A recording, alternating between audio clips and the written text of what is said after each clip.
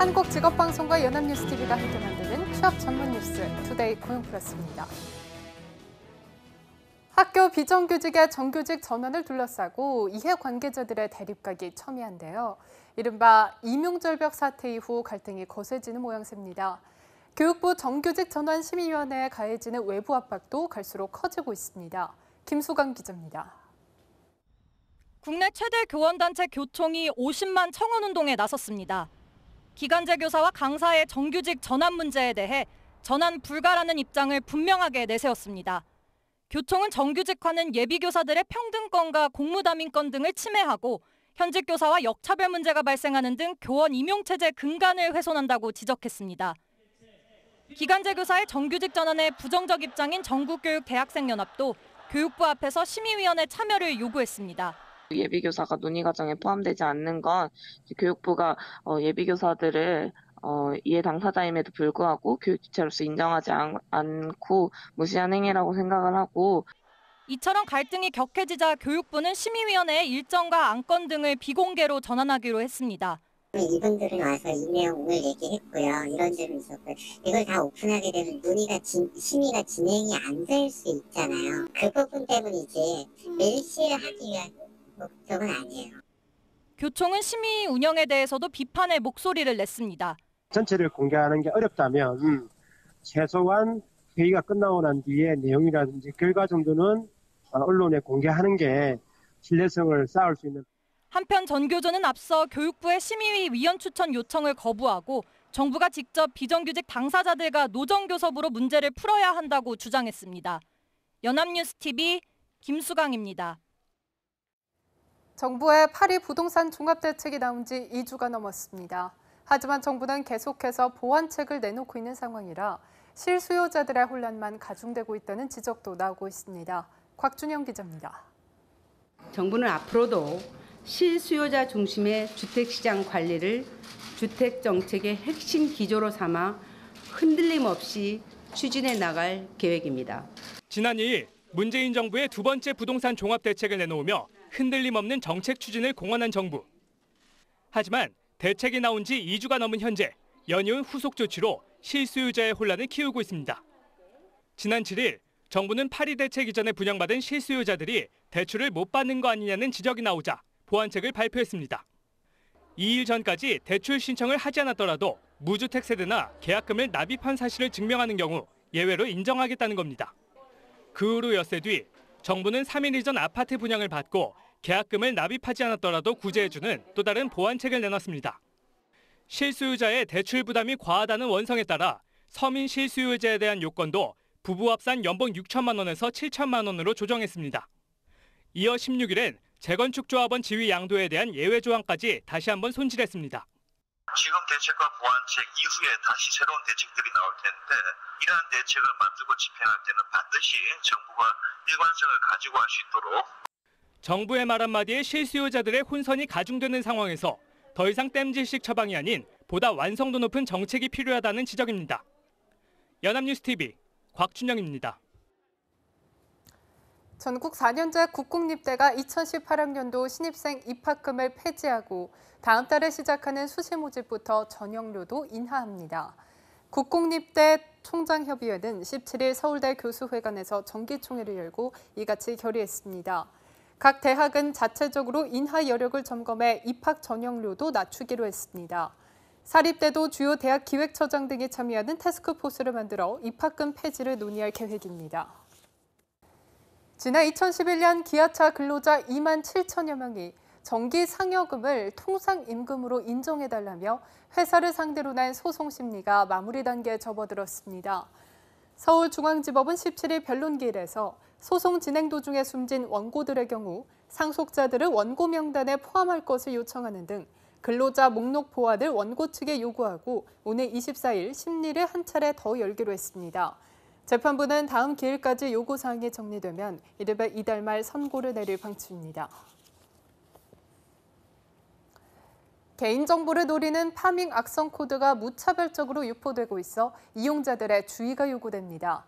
보안업계에 따르면 지난 12일부터 13일 국내에서 파밍 악성 코드가 집중적으로 유포돼 PC 2만 5천 대가 감염됐습니다. 해당 악성 코드는 웹사이트에 접속만 해도 감염되는 드라이브 다운로드 방식으로 한국인터넷진흥원의 전자금융사기 예방사칭 페이지로 자동 연결됩니다. 파밍 악성 코드 피해를 예방하려면 보안카드와 공인인증서 정보 전체를 요구하는 웹페이지는 접속하지 말고 컴퓨터의 운영체제와 백신을 최신 버전으로 업데이트해야 합니다. 국가정보원에 이어 국세청도 과거사 반송을 내걸었습니다. 민간 전문가가 참여하는 태스크포스를 만들어 정치적 논란이 일었던 과거 세무조사를 다시 살펴보고 재발 방지 대책을 만들겠다는 건데요. 김종수 기자입니다. 국가정보원에 이어 국세청도 적폐청산에 나섭니다. 매번 정권의 칼이라는 따가운 시선을 받았던 과거를 청산하고 반성하겠다는 겁니다. 과거에 대한 겸허한 반성 없이는 국민이 바라는 미래로 나아갈 수 없습니다. 과거 정치적 논란이 있었던 일부 세무조사에 문제가 없었는지 점검해 나갈 계획입니다. 적폐청산 주무는 민간 전문가가 단장인 국세행정개혁 태스크포스입니다. 세무조사 개선 분과가 과거 논란이 컸던 세무조사 점검과 재발 방지책을, 조세정의 실현 분과가 변칙 상속, 역외 탈세 등의 대책을 만듭니다. 그간 정치적 의혹에 휩싸였던 세무조사는 한두 건이 아닙니다. 1991년 정주영 현대그룹 창업주가 대선 출마 움직임을 보이자 벌어졌던 특별 세무조사, 2008년 노무현 전 대통령 수사까지 이어진 박연차 회장의 태광실업 세무조사 등이 대표적입니다. 한승희 국세청장은 이런 정치적 세무조사의 재발 방지도 약속했습니다. 어떤 일이 있어도 세종의 정치적 중립성만큼은 철저히 지켜지도록 국세청은 대기업과 대재산가, 고소득 자영업자의 변칙 상속과 자금 불법 유출, 지능적 역외 탈세의 중점 관리 방침도 밝혔습니다. 또 의뢰 눈물을 강요하는 프랜차이즈 본부와 불공정 하도급 거래 기업, 주택 임대 소득도 세무조사 핵심 타깃으로 꼽았습니다. 기업과 국민에게 국정원, 검찰보다 부담스러운 존재여온 국세청이 어두운 과거를 제대로 털어낼 수 있을지 이제 국민이 검증할 차례입니다. 연합뉴스TV 김종수입니다. 괌 주변에 미사일을 쏘겠다는 북한의 도발로 금융시장이 요동치자 김동연 경제부총리와 이주열 한국은행 총재가 만나 대책을 논의했습니다. 두 수장은 필요하면 단호한 안정화 조치를 취하겠다고 했지만 증시의 외국인은 여전히 팔고 환율은 또 올랐습니다. 정주희 기자입니다.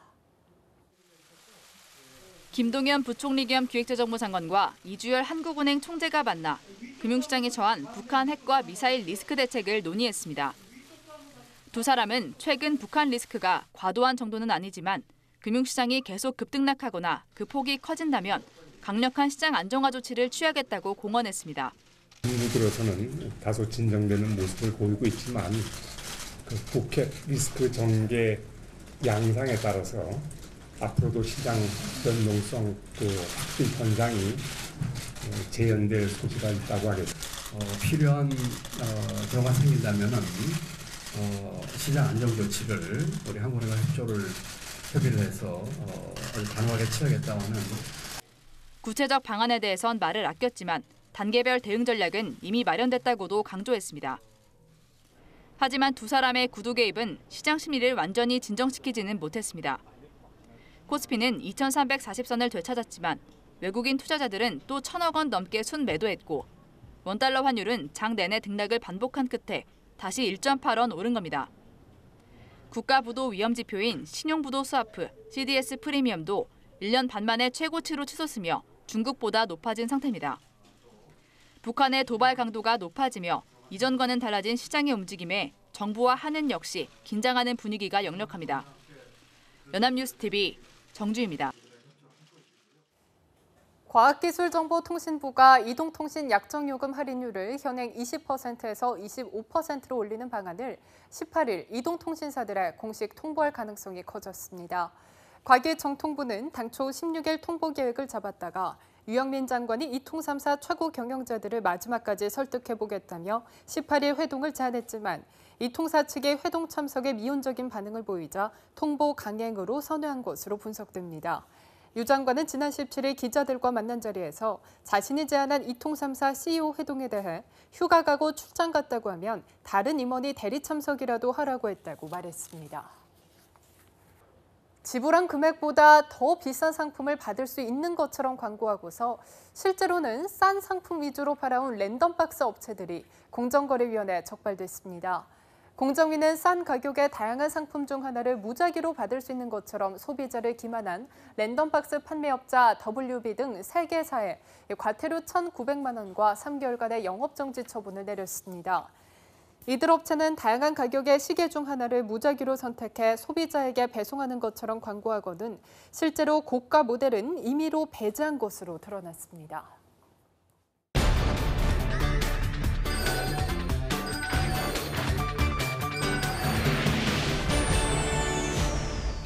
네, 숨겨져 있는 알짜 직업을 소개하는 히든잡. 오늘도 투데이 고흥플러스의 공식 취업 도우미 구보다 캐스터와 함께합니다. 안녕하세요. 안녕하세요. 히든잡 시간입니다. 자, 오늘은 여러분께 다소 특별한 직업을 소개하고자 합니다. 숨어있는 알짜 직업인 동시에 장애인들에게 삶의 위안까지 선물을 하면서 보람을 얻을 수 있는 아주 특별한 직업이죠. 네, 직업을 선택하면서 보람까지 얻는다. 그것만으로도 특별한 일이 될 것 같은데 어떤 직업인가요? 네, 바로 점역사라는 직업입니다. 점역사요? 언뜻 이름만 들었을 때는 어떤 직업인지 상상이 가지 않는데 어떤 일을 하는 직업이죠? 네, 예를 들어서 설명을 하자면 우리가 다양한 외국어와 우리나라 언어를 통역해주는 사람을 통역사라고 하죠. 점역사도 비슷한 경우입니다. 다른 점이 있다면 외국어 대신 시각장애인들의 언어인 점자를 문서화하는 사람을 점역사라고 하는 건데요. 다시 말해 점역사는 촉각을 이용해서 시각장애인들이 도서를 읽을 수 있도록 일반 문자를 점자로 번역하는 일을 하는 겁니다. 아, 그렇군요. 이 점자를 번역하는 사람이라는 의미에서 점역자라는 거군요. 그런데 사실 촉각이 발달한 시각장애인이 아니면 점자를 배우기 참 어려울 것 같은데 어떤가요? 네, 맞습니다. 그래서 이 점역사의 역할이 더 중요한 겁니다. 먼저 이 점자에 대해서 잘 모르시는 분들을 위해서 간단하게 설명을 하자면 점자는 1829년 프랑스의 시각장애인인 루이 브라유가 고안한 것으로 작은 6개의 점을 가지가지로 모아서 맞춘 뒤에 문자와 부호를 나타나게 한 것인데요. 현재 세계 각국의 표온 문자를 쓰는 나라에선 이 점자를 그 나라 문자에 맞추어서 사용을 하고 있습니다. 아, 이게 점자라는 거군요.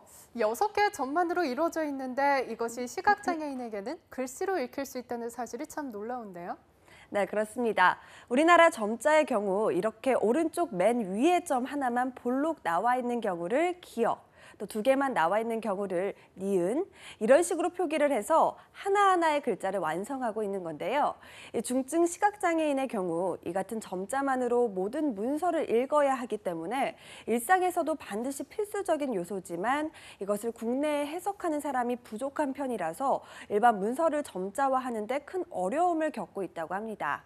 그래서 우리나라엔 점역사가 더욱 필요해진 상황이죠. 네, 그렇다면 국내 점역사의 수는 얼마나 되나요? 네, 이 점역사는 일반적으로 1급에서 3급으로 나뉘는데요. 현재 국내에서 점역사로 활동하고 있는 인원은 불과 550명 정도라고 합니다. 그러나 이 중에서도 실제로 점역 일을 원활히 할 수 있는 1급에서 2급 자격증을 가진 사람은 100명 내외밖에 되지 않는다고 하는데요. 최근엔 선천적인 원인 외에도 사고나 질병으로 인해서 실명하는 후천적인 시각장애인도 증가하고 있는 상황입니다. 현재 한국 시각장애인 수는 미등록 장애인까지 합치면 약 30만 명에 이르는 것으로 추산이 되는데요. 이 중 앞을 거의 볼 수 없는 1급에서 3급 중증 장애인은 4만에서 5만 명 정도입니다. 따라서 부족한 점역사의 수 때문에 현재는 늘어나는 시각장애인의 정보의 욕구를 전혀 채워주지 못하고 있다는 것이 사회적인 큰 숙제로 남아 있습니다. 네, 앞으로도 점역사의 역할이 더욱 중요해지는 시대가 올 것 같네요. 네, 그렇다면 점역사가 되기 위해서는 어떻게 해야 하나요? 네, 사실 점역사의 수가 적은 이유는 과정이 그리 쉽지만은 않기 때문입니다. 국어와 영어는 기본이고요. 수학, 과학, 컴퓨터, 음악 등 다양한 분야의 기본 지식이 요구되기 때문입니다. 점역사가 되기 위해선 한국시각장애인연합회에서 주관하는 공인 자격 시험인 점역 교정사 1, 2, 3급 시험을 치러야 하는데요. 3급의 경우 20세 이상으로 고졸 이상의 학력을 소지한 사람이나 이 시각장애인 관련 기관에서 점역이나 교정 업무를 3년 이상 한 경력자만이 응시를 할 수가 있습니다. 이때 시험은 한글 맞춤법과 한국 점자 규정에 맞도록 점역이나 교정을 하는 국어 과목을 치르는데요. 이 과정을 통과해야 이제 비로소 1, 2급 자격증을 딸 수 있는 조건이 되는 겁니다. 3급만으로도 쉽지 않아 보이는데 1, 2급 자격증을 얻기 위해서는 더 많은 노력이 필요하겠어요. 네, 그렇습니다. 2급의 경우에는 3급 자격증을 취득하고 또 1년 이상이 지나야 하는데요. 이때 4년제 대학 이상 졸업자, 또 졸업 예정자 또는 시각장애인 관련 기관에서 점역 교정 업무를 4년 이상 한 경력자만이 응시를 할 수 있다고 합니다. 이 시험은 한국 점자 규정에 맞도록 점역 교정하는 실무를 평가하고요. 이 수학, 과학, 영어, 음악들 가운데 하나 이상을 선택해서 전문적인 점역 능력을 평가하게 되죠. 또 1급의 경우에는 2급을 통과한 뒤에 다시 1년이 지나야 하고요. 시험의 경우도 한국 점자 규정에 맞도록 점역 교정하는 실무를 평가하는 건 2급과 마찬가지이지만 2급 자격시험에서 통과한 과목 외에 전 과목을 치러야 한다는 특이사항이 있습니다. 네, 앞이 보이지 않는 시각장애인들을 위해서 일한다는 것이 결코 쉬운 일은 아니네요. 하지만 자격증을 통과만 해도 큰 보람이 있을 것 같은데요. 네, 맞습니다. 하지만 실제로는 전문적인 점역사의 수가 부족하기 때문에 점자를 익히고 점역 프로그램 사용법만 익혔다면 자격증 없이도 활동할 수가 있는데요. 그럼에도 보다 전문적인 기관에서 일을 하고 싶다면 2급 이상의 자격증을 따는 것을 추천합니다. 점역사의 연봉은 전문직처럼 고보수의 연봉은 아니지만 사회복지사 정도의 연봉을 받으면서 안정적으로 한 기관에서 꾸준히 일할 수 있다는 장점이 있습니다. 장애인 복지에 관심이 많고 또 책을 읽거나 사회생활을 하면서도 혼자서 차분히 일하는 것을 좋아하는 사람에겐 특히 적성에 딱 어울리는 직업이라고 할 수가 있죠. 네, 그렇군요. 6개의 점만으로 시각장애인과 세상을 연결시켜주는 고리를 창조하는 직업인 점역사에 대해서 점점 더 매력이 느껴지는데요. 일상에서 보람이라는 활력을 찾고 싶은 취업준비생 여러분이 있다면 점역사에 도전해보시는 건 어떨까요?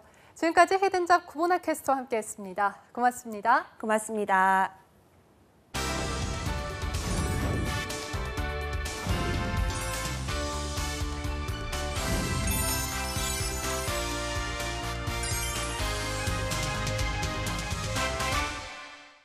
투데이 고용플러스 오늘 준비한 소식은 여기까지입니다. 함께해 주신 여러분 고맙습니다.